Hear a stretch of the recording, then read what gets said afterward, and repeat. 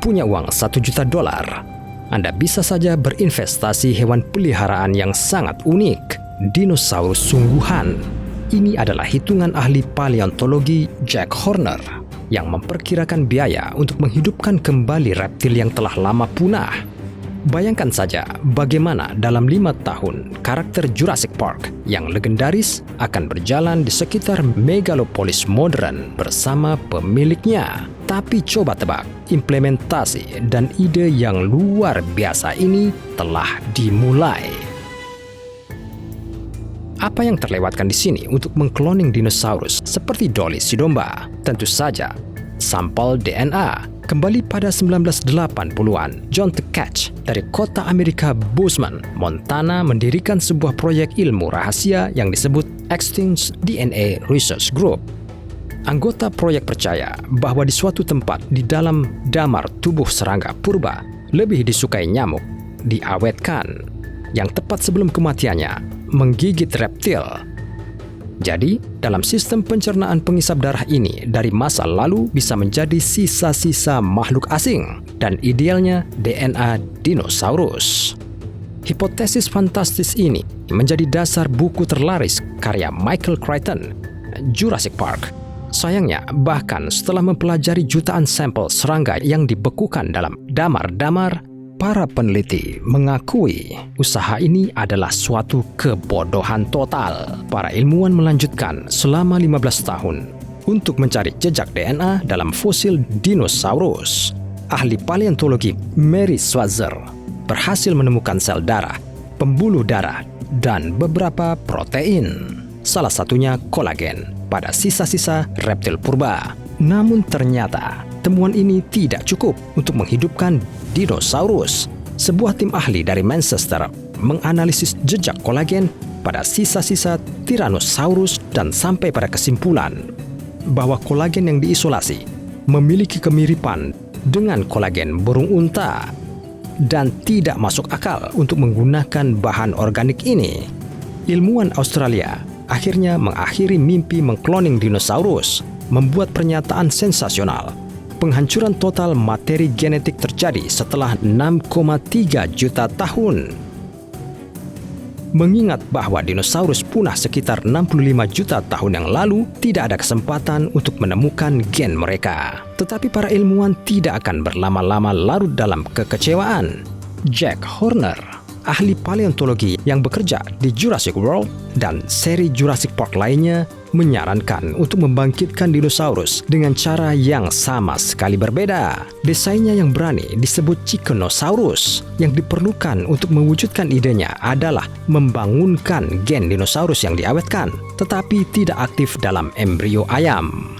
Mungkin Anda bertanya, apakah unggas benar-benar dinosaurus? Horner akan menjawab pertanyaan Anda. Ya, tentu saja. Selanjutnya, kita hanya perlu mengubahnya agar terlihat seperti dinosaurus. Langkah pertama adalah memulai dengan keturunan modern dinosaurus. Diketahui bahwa burung dan buaya adalah keturunan evolusi dari Theropoda, dinosaurus karnivora bipedal yang meliputi Velociraptor dan Tyrannosaurus Rex.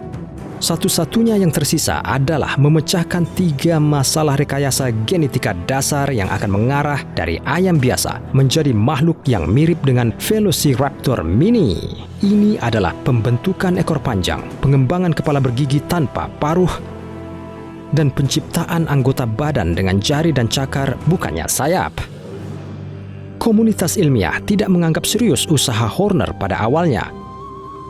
Proyeknya lebih seperti plot fantastis untuk saga dinosaurus baru daripada inisiatif serius. Namun, pada tahun 2015, pengikutnya Arhad Abzonov dari Harvard dan Bart Anjan Bular dari Chicago mampu menumbuhkan embrio ayam dengan wajah reptil alih-alih paruh burung biasa.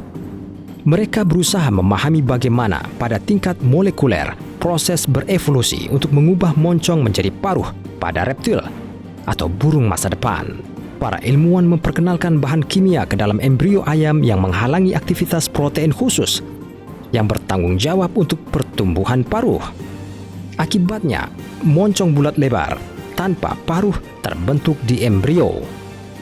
Pada tahap ini, percobaan disimpulkan karena tujuan penelitian bukanlah untuk menciptakan mutan. Para ilmuwan menemukan perkembangan gigi lebih awal. Pada tahun 2006, Matthew Harris di laboratoriumnya di Universitas Wisconsin menemukan cara untuk merangsang gen yang bertanggung jawab atas munculnya gigi, mengaktifkannya dan membiakkan ayam dengan gigi. Dan sekarang menurut Horner, kita bisa membuat gigi bagaimanapun tanpa enamel.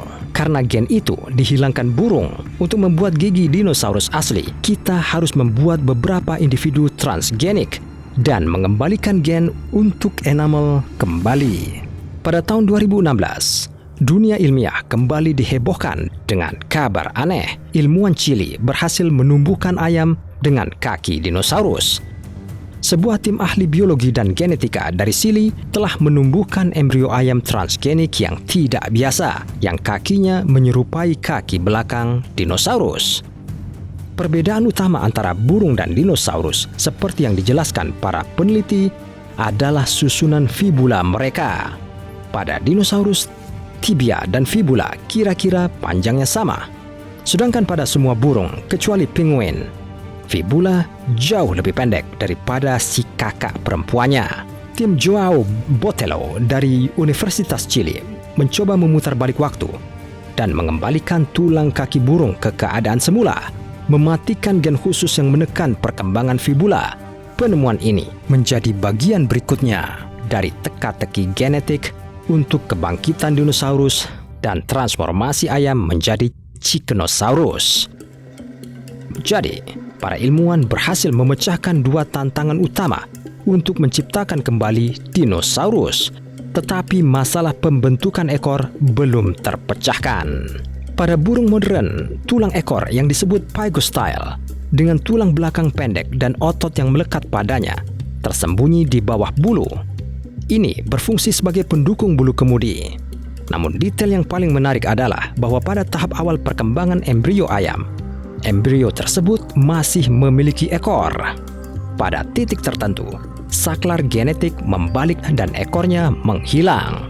Tim Horner mempelajari semua informasi yang tersedia tentang mekanisme pembentukan ekor pada vertebrata dan mengeluarkan 23 mutasi yang menyebabkan pemendekan ekor serupa pada tikus. Masih belum ditentukan mana di antara mereka yang menjadikan burung itu berekor pendek, mematikannya, dan kemudian anak ayam berbulu dengan ekor panjang seperti dinosaurus akan muncul.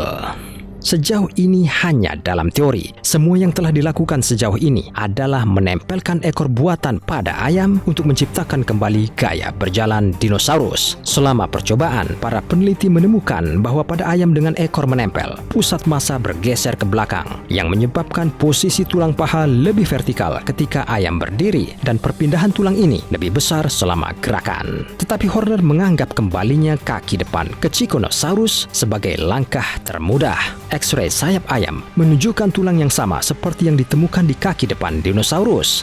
Mereka tidak perlu diproduksi. Rupanya, ahli paleontologi telah menjadikan tahap akhir ini untuk cuci mulut.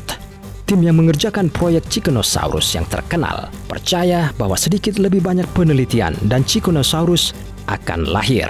Horner sendiri memperkirakan sentuhan akhir akan membutuhkan sekitar 300.000 hingga 1 juta dolar dan 1 tahun kerja yang melelahkan. Horner berkata, "Saya tidak melihat perbedaan antara ayam dino dan chihuahua. Ini hanyalah hewan hasil rekayasa genetika." Ahli paleontologi menghubungkan masa depan proyek dengan pengembangan sistem CRISPR-Cas9 untuk pengeditan genom yang ditargetkan.